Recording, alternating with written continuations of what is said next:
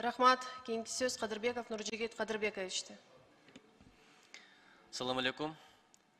Өткөнді ЭТТН маселесін бірінші жол көтеріп шықтық еле. Ошондон кейін тура түшініп, страфты төлөө мөөнөт узартып койдуңуздар жарым жылга. Чоң рахмат. Үнүңүздү укканыңыздарға. Эми эрдик кылсаң сүрө кыл деп, 1 жылга чейин узартасыздар деп ишенем.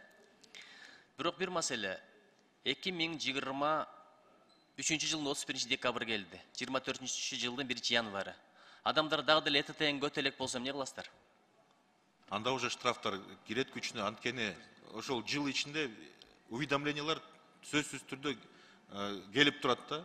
Салык кызматы уведомление келген сайын берип турат. ЭТТНды киргизиңиздер уведомление. Эгерде дагы бир киргизбесе кайра уведомление келет.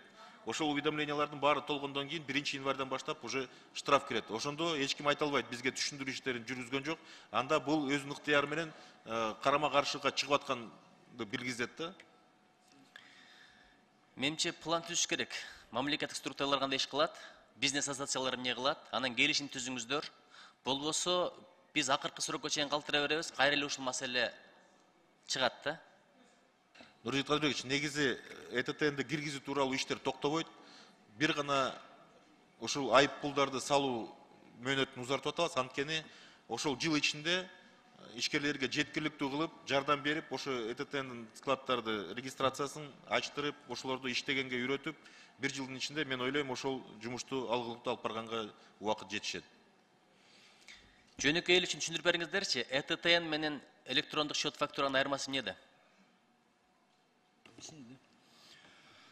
Нуржигит Кадырбекович, электрондук счет фактура ЭТТН экөөнүн айырмасы, эң негизги айырма бул электрондук счет фактура 10 күнүн ичинде жазганга уруксат да. Ал эми ЭТТНди чыгаарда жаздыртып алып андан чыгыш керек ишкерчи. Негизги ушул экөөнүн айырмачылыгы ушул да. Эмесе штраф салып атканда ЭТТН боюнча эскертүү берилип туруп, андан кийин штраф салынат экен. А электрон счет фактура боюнча эскертүү бербей туруп эле салынып атыптыр да, ошол экөөнү бирдей кылып койсо болобу? СФда бизде бүгүнкү күндө штраф жок. Кандай жок? Счет фактура боюнча физикалык тараптардан 10 000 сом, юридикалык тараптардан 28 000 сом деп атпайбы? Ал азыр кирип атат 311ге. 311-чи берген бар атасыз, ооба. Аны да жылдырабыз. Предупреждение кылып туруп анан ала турган болосуздарбы? Да. Анан бул реформа эмне болуп атат? Бүт экономиканы көмүскөдөн чыгаралы деп ниет кылып атасыздар. Бул жакшы ниет. Бирок көмүскөдөн чыгарабыз деп атып, далай бизнестерди жаба албайсыздарбы деп атам да, банкрот кылып.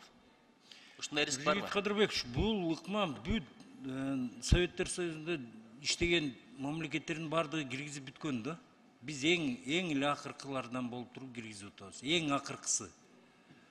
Ошондуктан мен ойлойм, башка жакка качып барганда деле ошол жакта ушул ыкмаларды колдонушуп атат. Мен эмнеге коркуп атам? Анткени бүткүл өнүккөн дүйнөдө 4% менен кредит алса болот. А бизде улуттук банктын учетный ставкасы 14%. Банктар, коммерциялык банктар үстүнө кошуп 18-20%. А тапкан кирешеси рентабельность 15% болсо, ушунун бардыгы анан кийин көмүскөгө кайра өтүп кетеби деп коркуп атам да. Нуржигит Кадырбекович, негизи көмүскөдөн чыгаруу экономика бул жөн эле ишкерлерди көмүскөдөн чыгаруу эмес. Бул чоң мындай комплекс мер да. Мына пайызсыз кредиттерди берип атабыз. Мисалы үчүн сиздин талабыңыз ошол пайызсыз кредиттер действительно жанагы майда чакан бизнеске жетип атабы же чоң бизнестин оборотторуна кетип атабы деген да суроолор болот. Эгерде оборотту көргөндөн кийин биз четкий градация кылабыз да. Чакан бизнес, орто бизнес, жаңы башталган бизнес, анткени обороттору көрүлгөндөн кийин, эгерде эртең ошол ишкер кайрылгандан кийин действительно тактайт да, менин оборотум ушунча болуп атат. Менин оборотум көбөйтүш үчүн дагы ушунча акча каражат керет дегенде система ачык айкын болот да. Азыр негизи мына 40% деп атабыз, биз 70% деп атабыз налоговый базанын көмүскөдө жүргөнү. Негизинче 26-жылга чейин буюрса реформа так жакшы өтө турган болсо 20%га чейин кыскартабыз 70%дан. Бул өтө чоң салым болот да экономикага. Андан тышкары мынакей ВВПбыздын көлөмү дагы өтө аз. Ошол көлөмү мындай көмүскөдө көбү жүрөт. Ошонун баарын тең ачык айкын болгондон кийин ишкерлерге да жеңил болот. Банктарга кайрылганда өзүнүн оборотун так көрүнүп турат да ошондо. Анан бизнес планды жазганда дагы бизнестин кайра кандай кирешелиги же болбосо кирешсиз бизнестин ачык айкындыгы чыгат да ошондо. Мурда Кыргызстанга Кытайдан товар келчү, Россияга реэкспорт кылчу элек, налог бизде калчу эле. Азыр эми Казакстан ВТОнун ставкасы менен растаможка кылып, арзан келип атат товарлар. Налог Казакстанда калып атат, бизге контрабанда келип атат. Эми Жок, ал жалган, ал туура эмес. Анткени Казакстан биз кабыл алган 5 мамлекеттин алкагында пошлинаны, таможенный пошлинаны ылдый кылып же өйдө кыла албайт өз алдынча. Өз алдынча кыла албайт андайды. Так маалыматпы? Так маалымат бар, ал анткени келишим бар. Андан тышкары ал жанагы 5000 товарларга изъятие алган. Изъятиянын алкагында ошол ички товар жүгүртүүгө гана мүмкүнчүлүк берет. Эгерде ал сыртка чыга турган болсо, жана Борбайды коюлган келишим бар, ал өзүнүн эмеси анда жана келишимди бузган болуп калат да. Билесиз, мен кичинерээк дүкөндөр болсо дагы супермаркетке караганда кичинекей дүкөндөрдөн алам да. Анткени ал жумуш орундары, адамдар тиричилигин кылып атат, Кыргызстан жарандары. Азыр мисалы Народныйга барасыңбы, Глобускабы, Фрунзегеби, же Досторго барасыңбы, бүт чет өлкөлүктөр да ээлери. Анан ойлоп атам да, ушу майда дүкөндөр, майда ишкерлер, чарбалар жабылып калып, анан супермаркеттер калып, акча дагы сыртка чыгып кетеби деп, ушундай коркунуч жокпу? Жок, тескерисинче, Нуржигит Кадырбекович, тескерисинче ошол магазиндердин баарын колдоп атпайбызбы, салыктан бошотуп. Мисалы үчүн алардын да ставкалары да төмөндөтүлгөн. Мисалы үчүн жана супермаркеттердин алардын эмелери, ставкалары чоңураак болот алар наоборот. Ошон үчүн салыкты түздөн түз төлөйт сразу. Жана чакан дүкөндөр тескерисинче эмеден бошотуп атпайбызбы. Даже Бишкек шаарында айрым райондордо турган магазиндин обороту 20 миңге чейин жетпейт, күнүмдүк обороту. Өткөндө биздин министр кабинет төрагасы урматтуу ал киши айтып калды да, мындай зекет жөнүндө. Зекет деле бериш керек деп. Бирок мен айттым эле, зекет бул 2,5% болот. Сиздер 4% кайдан алдыңыздар? Кандай негизде ушуну 2,5%га чүрсө болобу деп. Сиздин жообуңуз кандай?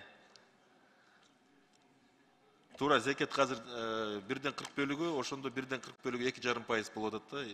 2,5%га чейин жеткен жок биздин немебиз. Негизи ал зекеттагы ал эң минималдуу. Бирок канчалык доходуң чоңураак болсо, ошончолук чоңураак эметишиң керек да. Негизи принциптин. Себеби чөнтөгүнөн төлөшпөйт бизнесмендер. Элге чачып ийет, кымбатчылык эл келеди. Бул алып 4% кошот, ал алып буга сатып 4% тең айырымдалган. Зекеттен ылдый болуп атпайбы биздики. 2,5-дан ылдый, 0,1-ден баштап атабыз. 0,1, 0,5. Канчалык обороту чоңураак болсо, ошончолук обороту да чоңоет да. 0-дон баштап атабыз даже 0-дон баштап атабыз да. Анан банк системасы, Демир банк деле, Халык банк деле, Оптима банк деле, KCB деле, KICB деле. Ушулардын баардыгы чет өлкөлүктөр да, мындай акча ошо качып кетет, кредит алып иштеткендерден делечи. Ушуну кандай чечсе болот? Нуржигит Кадырбекович, наоборот, мен колдойм андай банктарды. Эгерде ошол банктар бизге келип акча каражаттарын, биздин акчанын базасын канчалык көбөйтсө, ошончолук мүмкүнчүлүк болот биздин ишкерлерге акча каражаттарын алганга. Бир гана нерсе, алар ошол көргөн кирешесин кайра чет мамлекетке алып кетпеши керек да. Кайра ошол жактан кайра бияка иштете турган болсо, анда салыгын төлөбөйт. Эгерде алып кете турган болсо, анда салыгын төлөш керек болуп калат да.